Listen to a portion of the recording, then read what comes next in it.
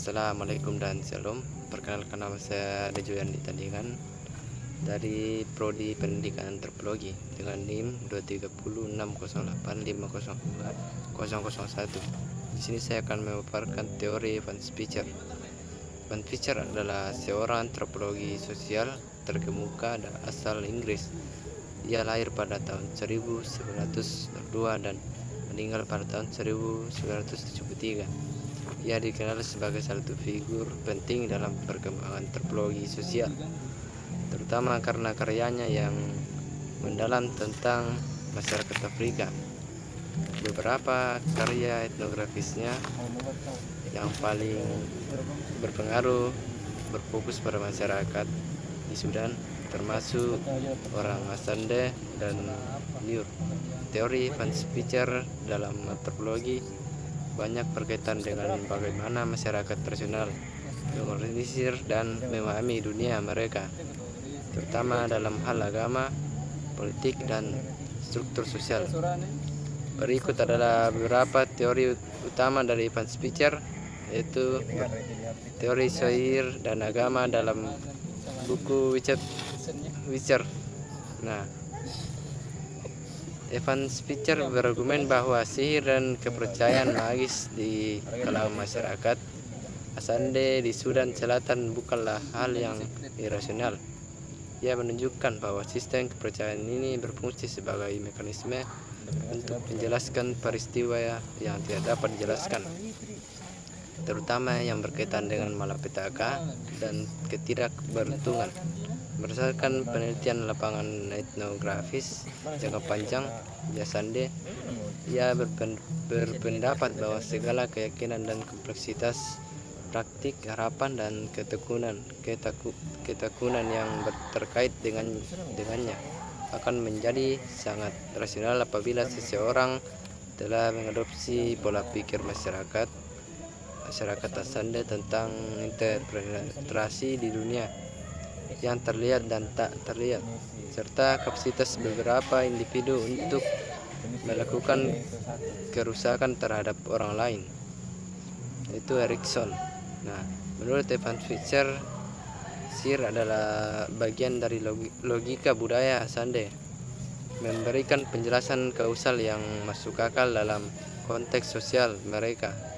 Pemikiran Evans tentang agama, Van Spijker mengungkapkan bahwa pandangannya tentang magis, menurutnya magis dalam percayaan bahwa beberapa aspek kehidupan yang dapat dikontrol dan direkayasa dengan kekuatan itu mistik atau kekuatan supranatural. Orang Barat menganggap kepercayaan ini salah dan tidak ada yang mempercayainya. Tetapi kenapa orang primitif itu mempercayai dengan ilmu sihir mereka dapat mengalihkan kegagalan dalam menghadapi kehidupan sehari-hari? Magis atau ilmu sihir didasarkan pada kepercayaan bahwa kegagalan itu karena adalah kekuatan lain yang mempengaruhi hukum alam sehingga itu tidak berlaku padanya, seperti kenapa suatu penyakit hanya menyerang dia. Mereka mencari jawaban karena kekuatan magis di pihak lain atau pihak musuh. Untuk mengatasinya, mereka pergi pula meminta bantuan kepada ahli sihir atau magis lain. Kalau ternyata tandanya kekuatan magis yang dilakukan di langkah tersebut lebih kuat dari dukun atau saman tempat mereka meminta bantuan, dengan demikian mereka terlepas dari penyesalan demi penyesalan, atau kesalahan itu dipahami secara rasional. Karena kesalahan mereka memilih dan bertindak dengan demikian, mereka punya cara yang jitu untuk melepaskan diri dari tumpukan depresi seperti yang diderita manusia modern. Karena itu, Van Spijker mengatakan bahwa logika magis itu sangat cerdas dan tepat untuk menghadapi berbagai masalah sehari-hari. Yang kedua yaitu segmentari linear teori atau teori garis keturunan segmentaris. Dalam karyanya Spitzer 1940, Evans Spitzer menjelaskan bahwa bagaimana masyarakat New York dan Sudan mengatur diri mereka tanpa pemerintahan terpusat atau otoritas formal. Ia menemukan bahwa sistem sosial mereka dibangun di atas garis keturunan, yaitu kelompok-kelompok yang saling terkait berdasarkan hubungan kekerabatan. Sistem ini memungkinkan masyarakat New York dan mengatasi konflik internal dan eksternal. Setiap segmen kekerabatan dapat bersatu atau terpecah tergantung pada tingkat ancaman atau kebutuhan, yang menciptakan keseimbangan sosial dalam masyarakat tanpa struktur politik formal. Masyarakat New York di Sudan yang dipelajari oleh Evans Spitzer adalah contoh klasik dari teori ini. Dalam masyarakat New York, garis keturunan menjadi dasar dari organisasi sosial dan politik.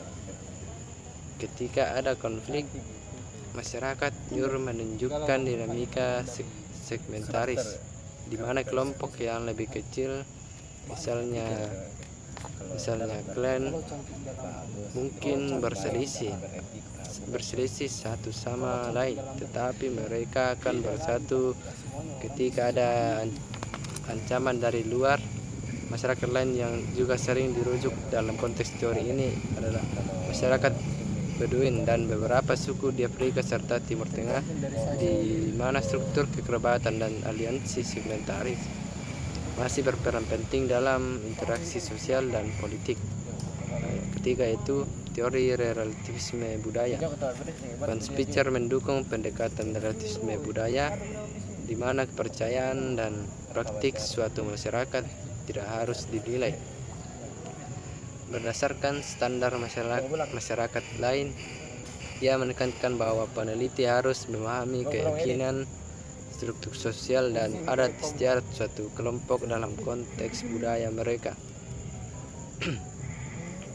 Hal ini menjadi penting dalam menentang pandangan Barat yang cenderung menganggap kepercayaan masyarakat primitif sebagai rasional atau tidak valid. Evans Spitzer menunjukkan bahwa kepercayaan ini sering kali berfungsi secara logis dan konteks sosial dan budaya tertentu. Prinsip dasar relativisme budaya adalah pemahaman kontekstual, penolakan terhadap etnosentrisme, sistem kepercayaan sebagai kerangka rasional, dan penghargaan terhadap keberagaman sistem sosial.